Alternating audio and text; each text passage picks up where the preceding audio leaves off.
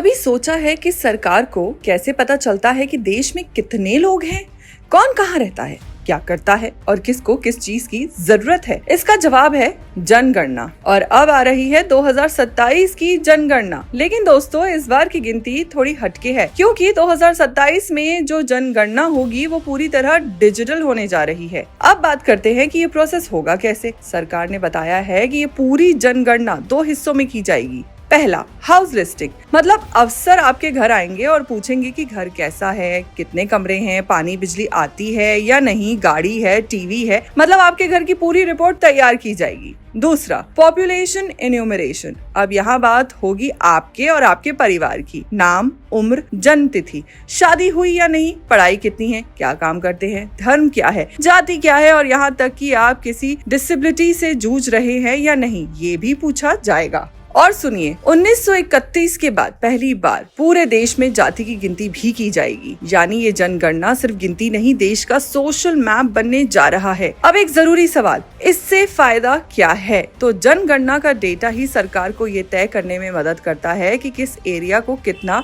Fund मिले, कुल अस्पताल कहाँ बनने चाहिए, SC ST की कितनी सीटें रिजर्व होनी चाहिए और किस जरूरतमंद को कौन सी सरकारी स्कीम पहुंचनी चाहिए। मतलब जनगणना के बिना सरकार सटीक योजना नहीं बना सकती। ये सिर्फ गिनती नहीं, हर घर की जरूरत जानने का सबसे बड़ा तरीका है। अब सबसे दिलचस्प बात, ये जनगणना होगी डिजिटल, यानी अब अफसर भारी भरकम रजिस्टर लेकर नहीं आएंगे, बल्कि हाथ में होगा एक मोबाइल या टैबलेट। डेटा एंट्री ऐप में होगी, कोई हैंडराइटिंग का झंझट नहीं, कोई स्पेलिंग मिस्टेक नहीं।